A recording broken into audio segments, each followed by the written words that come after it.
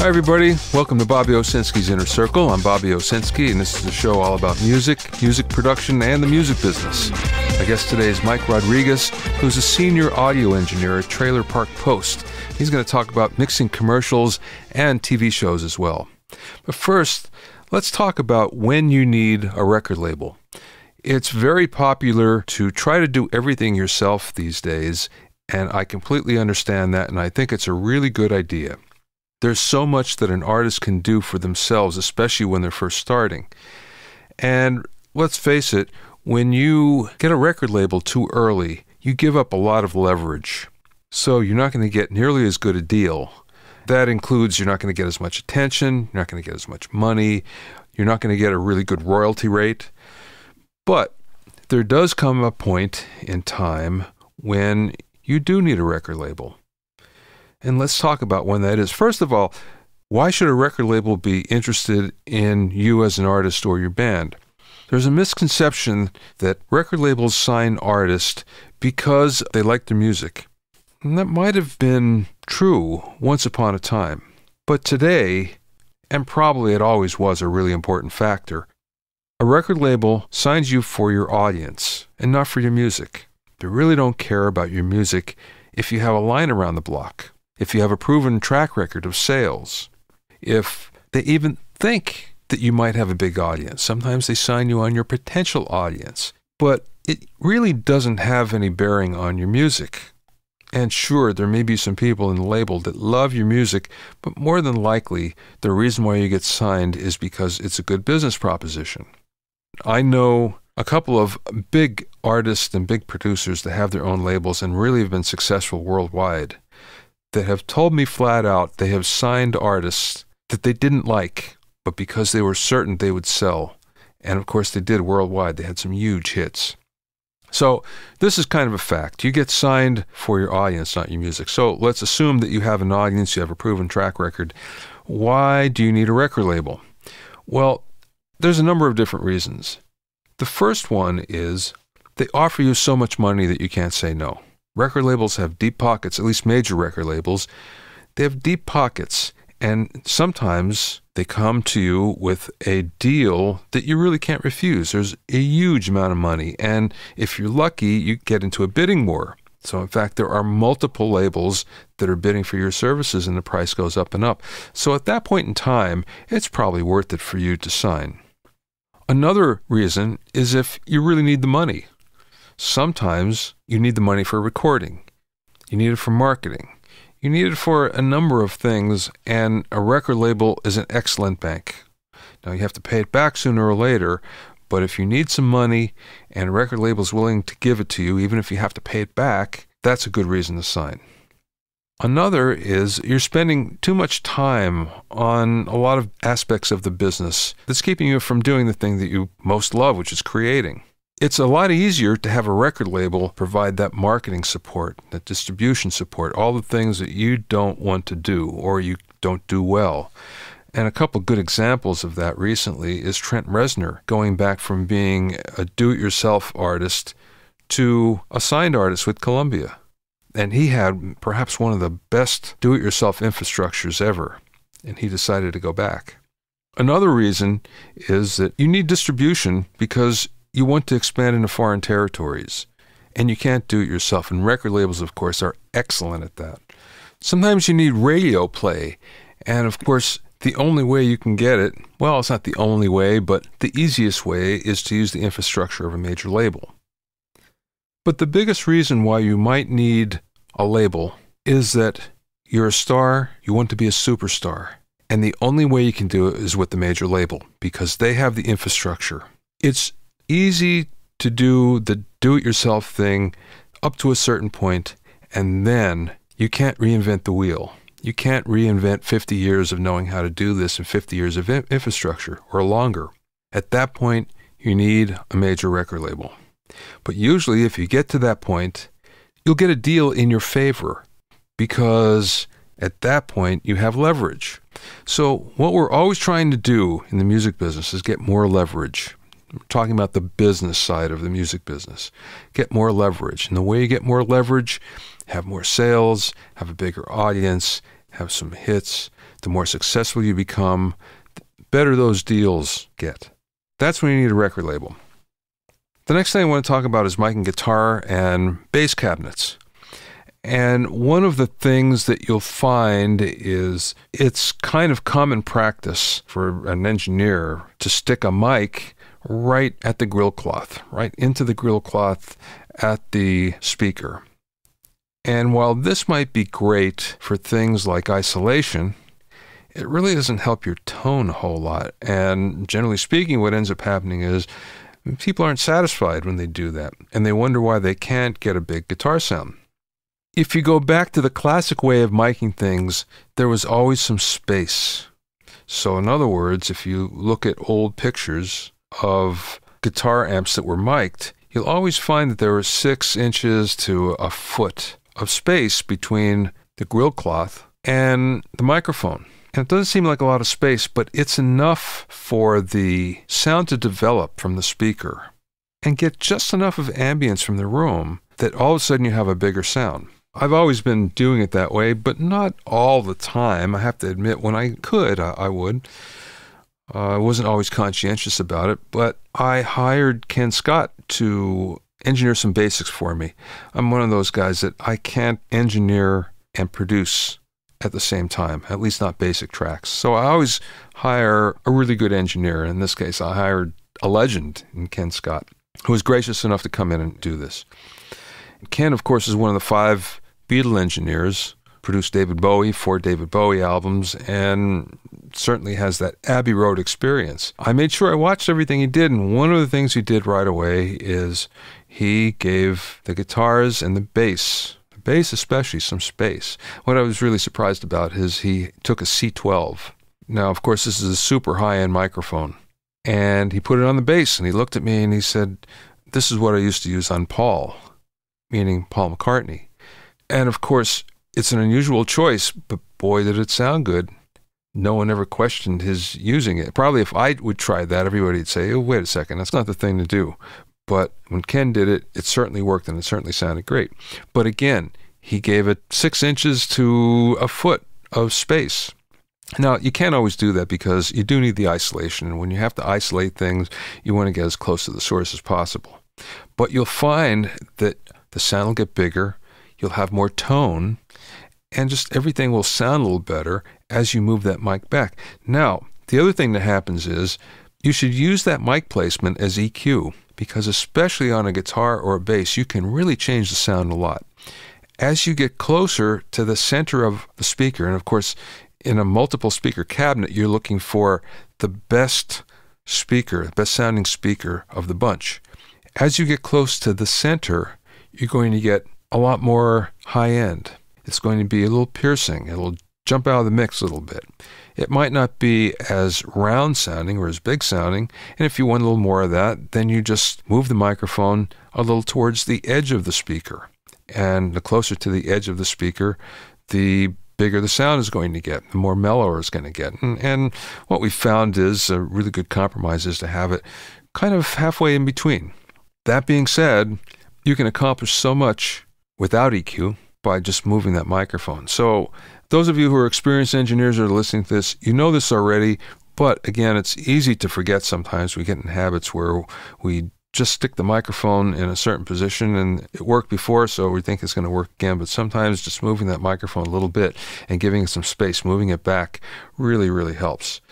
If you have any questions or comments, send them to questions@bobbyoinnercircle.com, questions@bobbyoinnercircle.com. I really do want to hear any comments you have or suggestions for the show. My guest today is Mike Rodriguez, and he's a senior audio engineer at Trailer Park Post in Hollywood. He's also the host of the AudioNowcast, which is another podcast that I'm on, which is a roundtable of audio geeks. It's the best way to put it, but we have a lot of fun, and you can listen to that at nowcastnetwork.com. I spoke with Mike via Skype from his studio in Hollywood. I'm here with my buddy, Mike Rodriguez, who's the man behind the AudioNowcast. And not only that, a great music mixer and generally a maven of anything electronic. Thanks for being on, Mike. or also known as a hack. Hey, whatever works, Thank you for having me. This is great being on this side. For a change, huh? Yeah, you get to, I know. instead of ask the questions, you get to answer them. That's right. Get to react. So let's start in.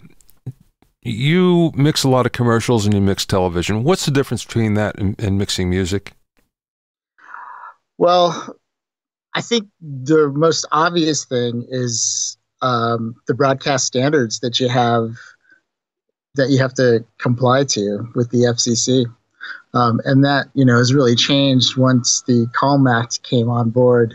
But the thing with broadcast television is you have, defined limitations that you have to, everybody has to play the same way. You have to really comply with the regulations because, we're talking real world money. The FCC can, I think it's like $500,000 per incident if they wanted to. Not that they're going to, but they made it, a pretty big deal to make sure everybody complies with that.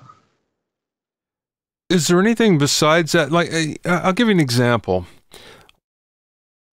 I once got to talking to a guy that did a lot of sports. Mm-hmm. And the way he described it was, he said, okay, the audience is the rhythm section, and I build everything around that. Is there a corollary? Oh, absolutely. Well, that's like the biggest difference, but there's a lot of differences. And there's a lot of similarities. You can, I like to approach things very musical, but I'll give you, a good example is words, right? The client always wants to hear the words, whether it's, a TV show or animation or a commercial, the words are the most important thing. When you're mixing music, sometimes it's not all about the words. Sometimes the vocals are just merely a texture. There are singers out there that you don't know what the words are.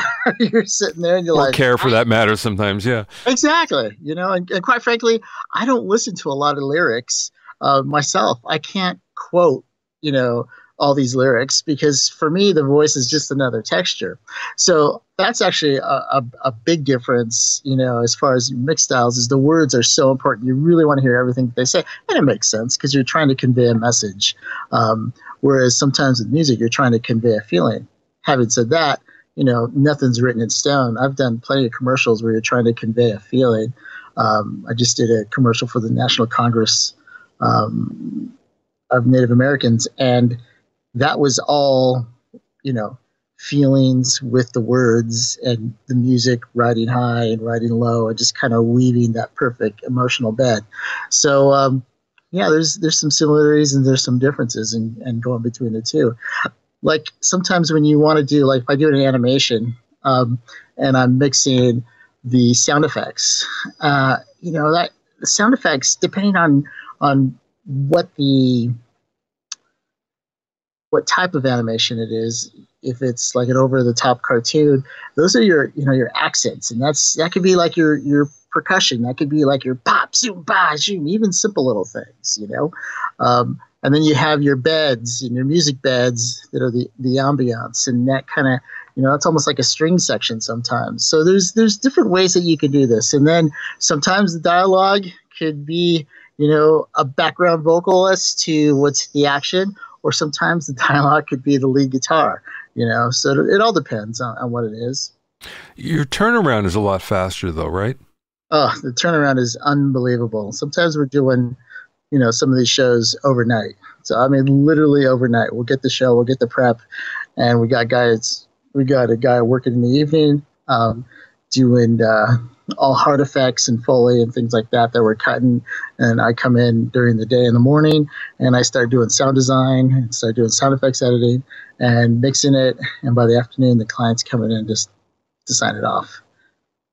Wow, that is fast. Jeez. Yeah, it could be a week worth of that too. Talk about pressure. Jeez.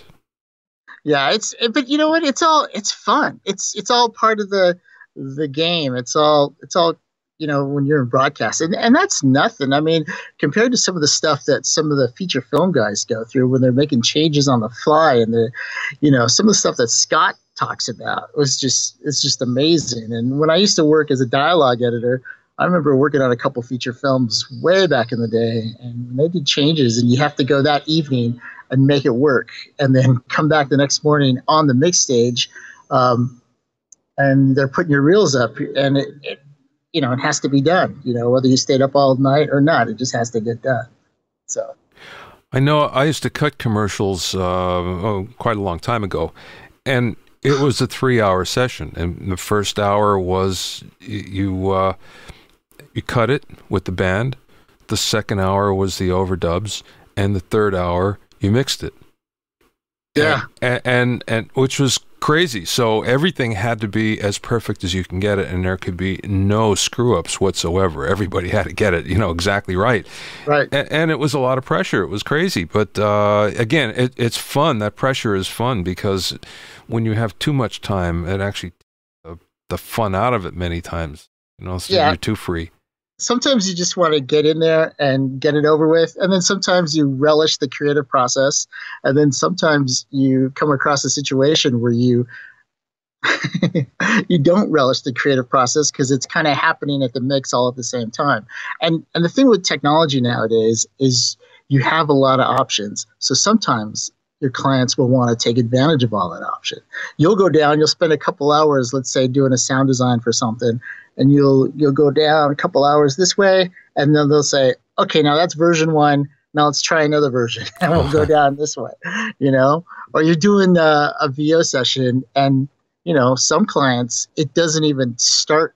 The real takes don't start until take 30, take 40, Wow. Then the talent's all warmed up and you're all ready to go. And so they're creating, and then you have to edit a bed, and then, okay, let's put this one.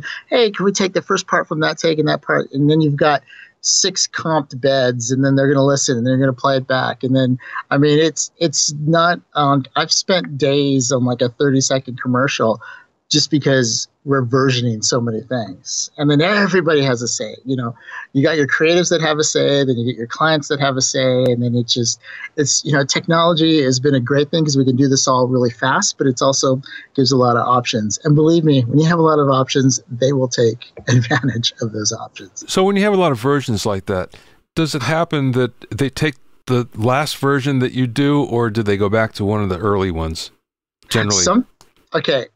Sometimes, generally, they tend to like the last version. The only exception is if they version out one to make sure they don't like it. And that happens a lot. If you're coming up with a sound, I'll give you a good example. I had to come up with a sound of a wavy balloon guy that you see at the car dealerships, right? That goes back and forth. And it's basically cloth flapping. And we recorded a bunch of different flags and a bunch of different cloths because we had to get, that one, because for the commercial, it kind of had to be a language, and we had to, flap it back and forth. And we did a couple versions with a couple different things that we foleyed, mainly because the creative wanted to see if that worked. So we went all the way down, cut it in, the whole shebang. Let's just see if it worked. It didn't work. So it was like, 3 versions before that was the one that we ended up going with. But, but from their perspective, they got to go down these things, because what you don't want to do is, once it's done, it's locked in stone. You never want to say, man, I should have done this, or if only I would have done that, especially because technology makes it so easy to do different versions and different things like that. Now, you do a lot of sound design yourself. Is that typical for a mixer, or is that just something that's a specialty that you bring to the table as well? I think, it's really kind of hard to say, because I only know what I do. I mean, I know there are sound designers that do, a lot of commercials. I just happen to love sound design as much as I love mixing, and the clients that I have know that I can do sound design. So they'll throw, whatever sound design that they'll have. And I've actually re-sound designed some of the commercials that we've gotten from outside vendors because it wasn't quite what they wanted.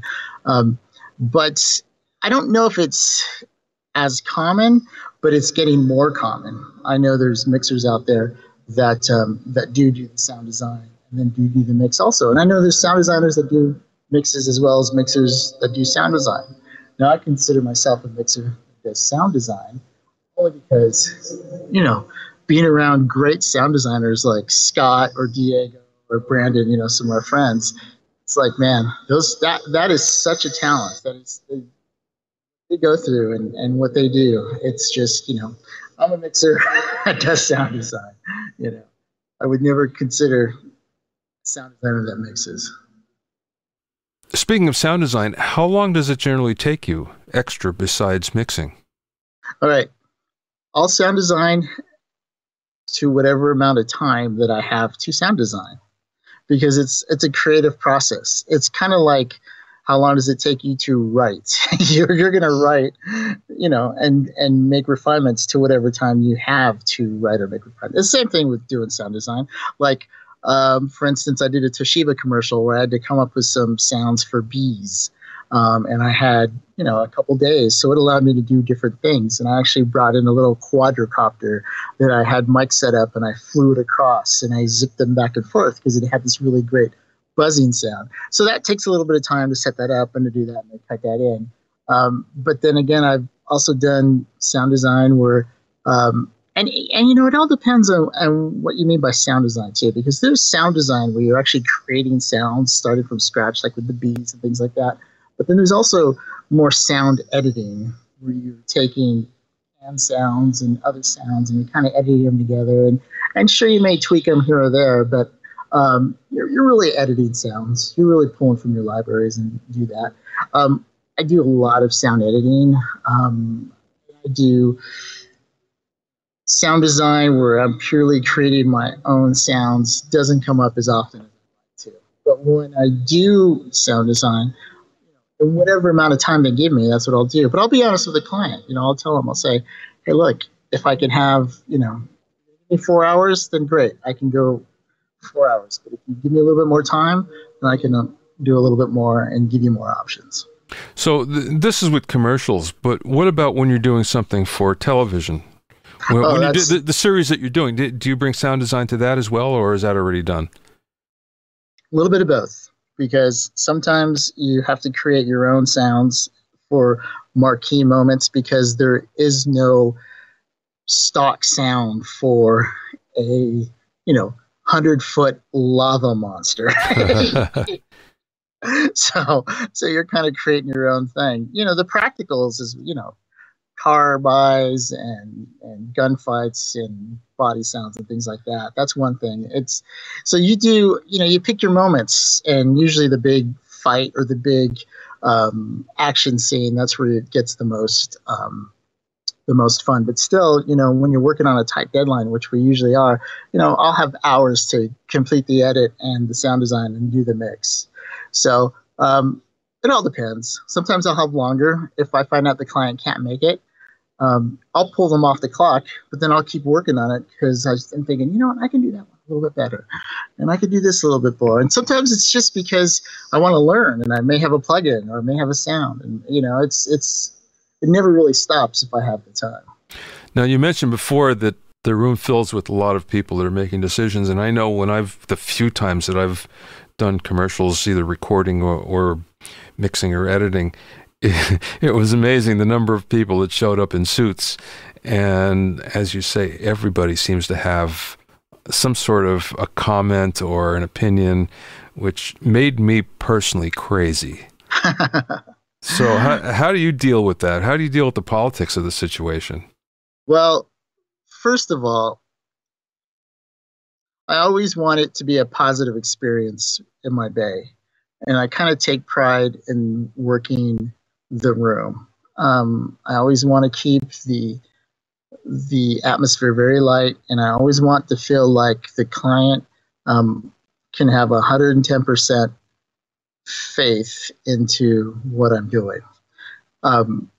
And part of that is being able to listen to whatever comment they say, even if it's driving me nuts.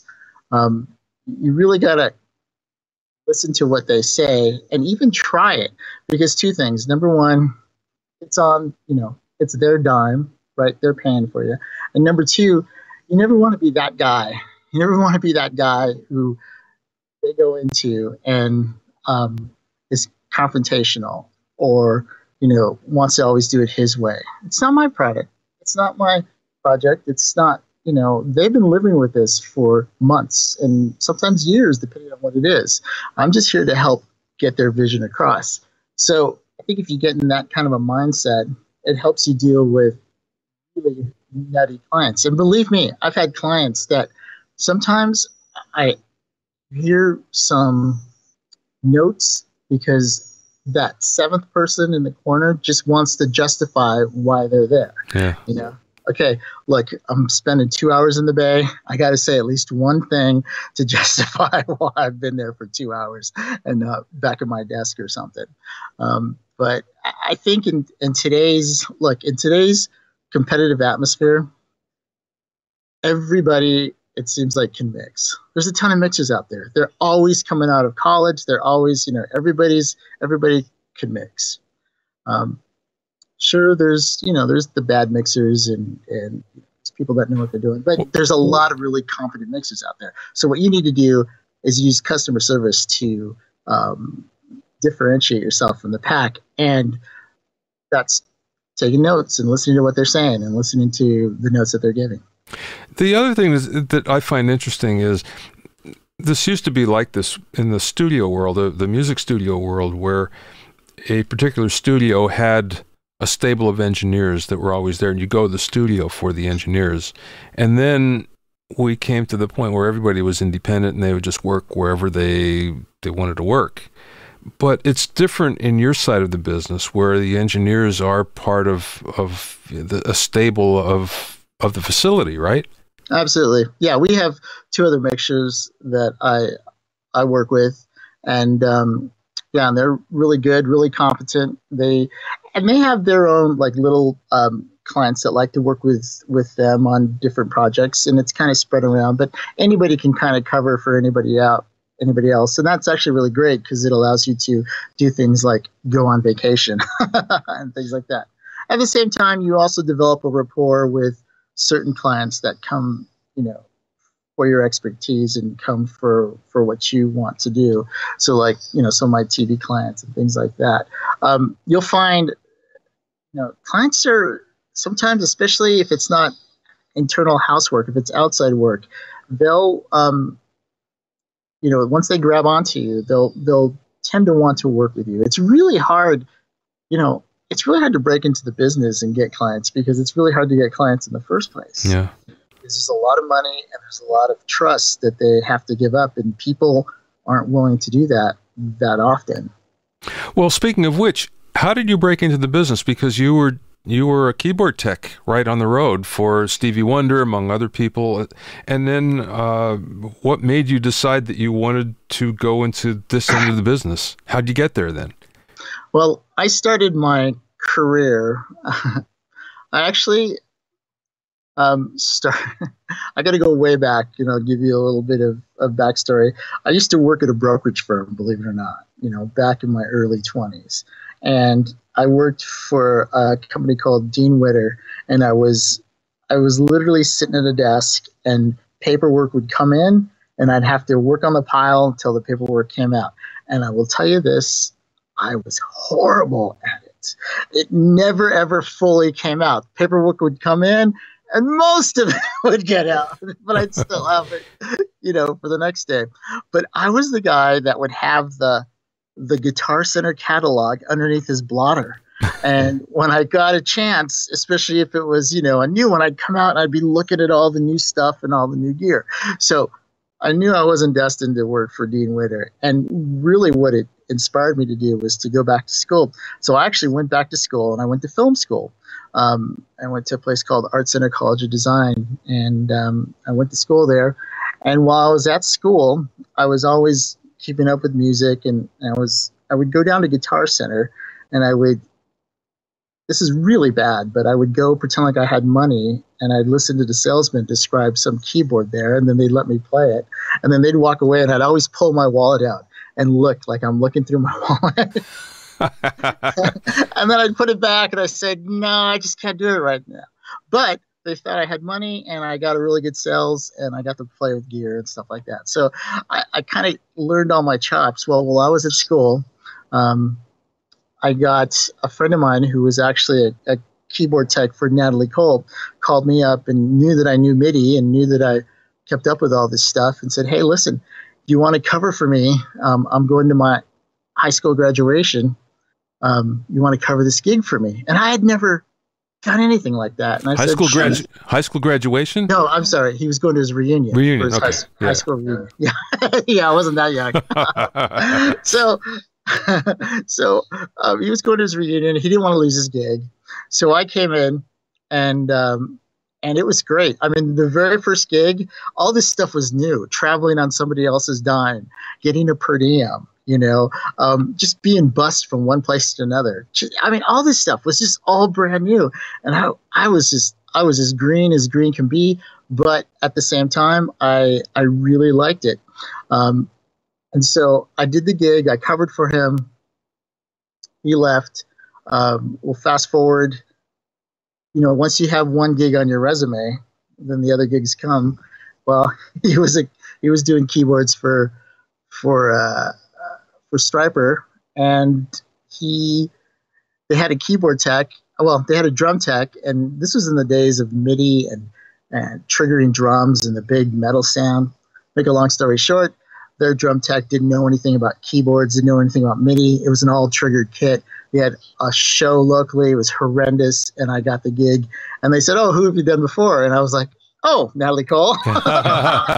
So anyhow, I got into the road. I was on the road for about 6-7 years, and then you reach your point when you're in when you turn 30. That's a really critical moment, because at 30 years old, and if you're out there listening and you're not 30 yet, look at when you hit 30, have fun, do whatever you want, but at 30.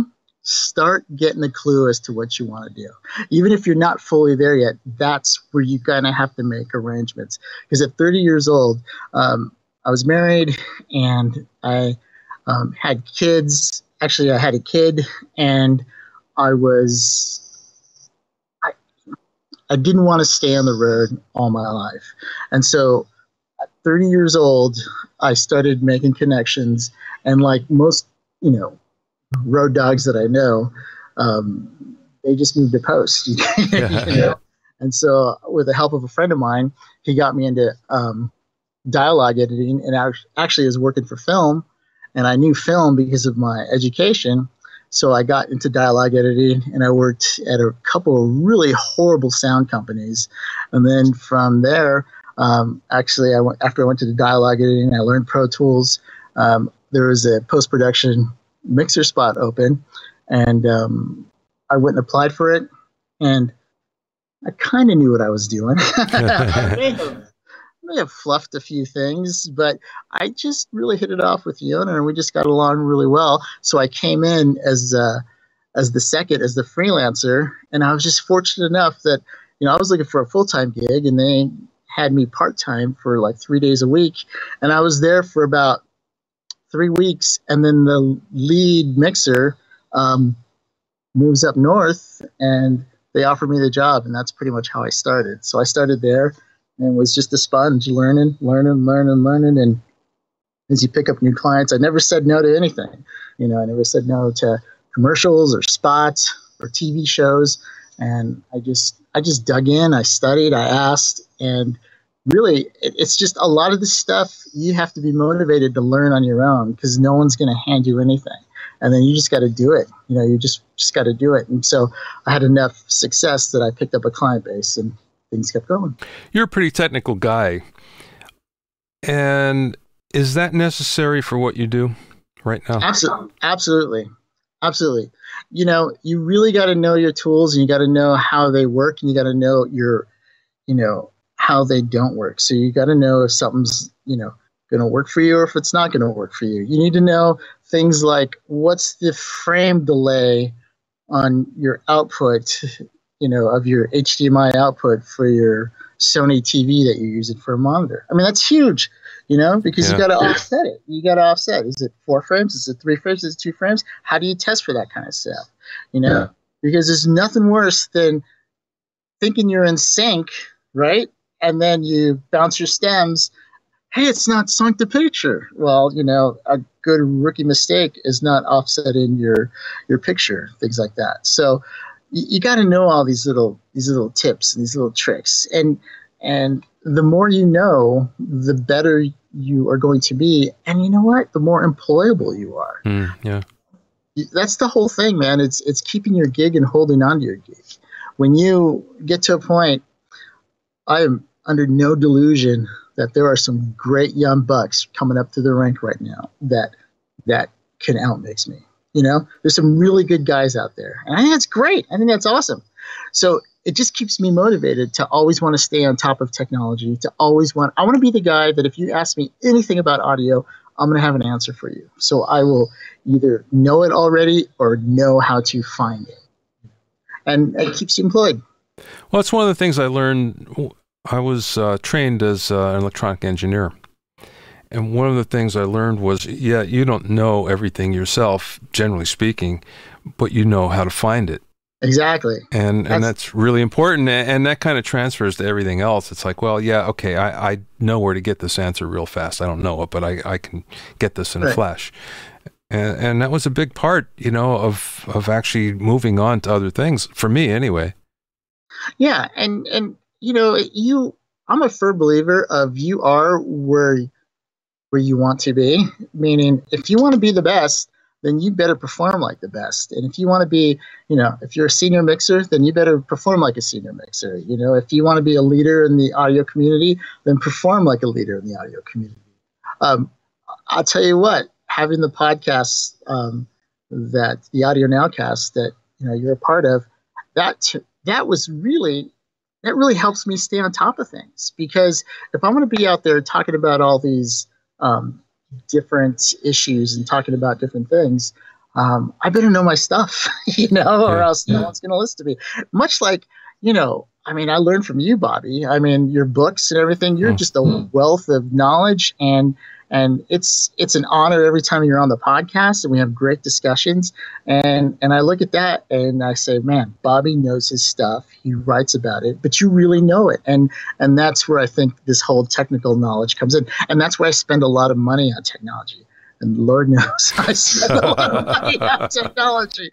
But I'll tell you what, the cool thing is if you know your technology and you have just a little bit of talent and you can get clients on your own, a lot of my outside gigs pays for a lot of the technology that I use. And I'll be honest, as I've gotten wiser, I don't have to necessarily buy every knickknack and doodad. I can go out and look at it and go out to Best Buy and look at something and just kind of feel it, and just you make decisions, that's going to work. No, that's not going to work. I can go to Guitar Center, same thing. Oh yeah, that's going to work. No, that's not going to work. But when it's time to invest, I have no problem investing in my tools and my career. Yes, you do invest. Well, is there a time we get together when you don't have something new? Well, probably not, I really, even small little things, it's changing so fast. It's technology is changing, and what you can do is changing. And I know we have this whole thing about tablets and PCs and things like that, but it's going at lightning speeds right now that I just need to use it and experience and have it. Even something simple like, iPads that people think, oh, it's a very simple technology, but no, with Audio Bus and Audio Bus 2 and just the different ways you can bus things in and out, and how are you going to incorporate that into your workflow? How are you going to bring in sounds? I use Curtis. I talk about it all the time on the podcast. A great little granular synthesis that you can do just some weird things that there is no keyboard equivalent to. If you're not out there searching and looking for that kind of stuff and spending money and like, oh yeah, that's great. Oh no, that's crap. And look, one $5 Curtis will, if I use it on a gig and it turns out to be awesome, that pays for a couple $100 of, horrible things. Yeah, right. So it's all checks and balances. What do you love best about what you do? That's a good one because I kind of like it all. I think for me, I think um, just being able to create and be creative and be part of a team, that to me is it's it's like being part of the Kings or being part of a sports team. I played sports when I was younger. It's the closest thing to that when you're all kind of going through the same thing and you're all kind of creating, and whether it's going to win or lose or however, you just feel part of the team. And as a mixer, you feel like you're a really crucial part, and that you have to perform, and you have pressure. And I like all that stuff. I love being right there on the front lines, helping people battle to get their vision across. What do you like the least? Ooh, it's another good question. Which I should have saw that one coming too. That's not a far stretch. I think the thing that I like the least is when technology starts to get in the way. When you have to relink, media files, when your computer isn't functioning, when things aren't working, I think nothing really drags a session down than a beach ball in your Pro Tools as you're, trying to do something. And it doesn't happen as often as it used to, but that's kind of a drag, really. What's the best piece of business advice that you were either given or you learned? Oh, the best piece that I've learned by far is it's all about the people. It's all about the people. Look, people will talk about you, okay? They will always talk about you. So you want to control what they say, right? Yeah. So if you're a jerk, then you're going to be known as the jerk. And I've seen it. I've worked with people. I've worked in sessions. I replaced somebody who had a really horrible reputation. And that very first time somebody came into my bay, they said, "Oh man, this is like a breath of fresh air," because the other guy was such a beep. Yeah. So it's all about the people. That's where you're gonna turn a job into a career. Anybody can have a job. The goal is getting a career. Yeah, definitely. That's good advice. What's the thing that helped you the most in your job? Is there one thing that you learned that really helped you in the job besides we just said about the people? Was there a moment that happened to you, an aha moment or a light bulb moment? Compression. Multi-band compressors, by far. Look, sometimes you got to get that 5-minute mix out that door. You better know how to work your compressors, whether it's a multi-band, whether it's automatic ducking, side chaining, whatever you want to do. Learn how to work your compressors, because you master your compressor when you can use a compressor and it doesn't sound like you're using a compressor. Yeah, right. Literally, I've taught people how to use compressors, and the EQ could be miles off, but if you use your compressor right and everything kind of has the same amount of fatness going through it, by the time you hit the TV, it almost nulls itself out. So really, if there's a tool that you want to master compression, and it'll amaze you the things that you can do. What's your favorite multi-band compressor? Man, there's so many good ones. I like the Ozone stuff. I like Ozone 5. I use the low latency L3, the multi-man. I use that a lot in post-production. Those two are at the tops, but TC had one. Master X3 was just a really great one. They stopped making that one, but that was the first multi-band compressor that I used, and that did some really awesome audio magic that it sounded good and clean, and it didn't pump, and you could really tweak it, and that was a great compressor. Is there a trick that you have for using them? Multi-band compressors? Yeah. Well, it all depends on what kind of spot you're working on. But generally, what I'll do, like let's say I'm working with some weird multi-band compressor that I haven't used before, I'll go on and I'll look at their preset for mastering for CD. Okay, because they want it, especially if this is spot mixing, because when you master for CD, you want to push all your bits. You want to get it as hot as possible. And it will set up a pretty good little curve for the bass and for the mids. I mean, it'll take care of a lot of that, knowing how to manage the energy. And so I'll just go straight to that, and then I'll tweak off that. I'll tweak it so I'll come back so it's not crushing it so much. But that, if you're sitting in front of a multi-band compressor and you're mixing post-production or something, and you want to know a good place to start right there. Load that preset up, and then back off. It's going to totally over-compress right off the bat. I mean, because they're going to be pushing it off, and they're going to flatline it. But, if you're doing a spot and you're doing a radio commercial, you need something where, they just want to hear it loud and proud and get their stuff out. That's a great place to start, and then tweak from there. And that's a great place for us to leave, actually. That's a great piece of advice. Thank you so much, Mike, for being on the show. I appreciate it, and thanks for all your insights. Oh, this is great. Thanks, Bobby. And and thank you so much. You've got a great thing going on here. And thank you for joining us over at the AudioNowcast. Well, thank you for having me. And that's really something I always look forward to, because not only is it a good exchange of information, we laugh a lot. Oh, we do. Maybe too much. Thanks, Mike. All right. Take care. Listen to Mike on the AudioNowcast at nowcastnetwork.com, or you can find him on Facebook, Mike Rodriguez. Thanks for listening and being in my inner circle. Remember, if you have any questions or comments, please do send them to me at questions@bobbioinnercircle.com. Many thanks to Steve Cherubino, who's the host of EDM Producer Podcast at edmmr.com, and he's the guy behind the scenes that puts this one together. Thank you, Steve. To listen to other episodes of Bobbio's Inner Circle, go to bobbyowsinski.com and select the podcast tab, or go to bobbyowinnercircle.com, or find it on iTunes.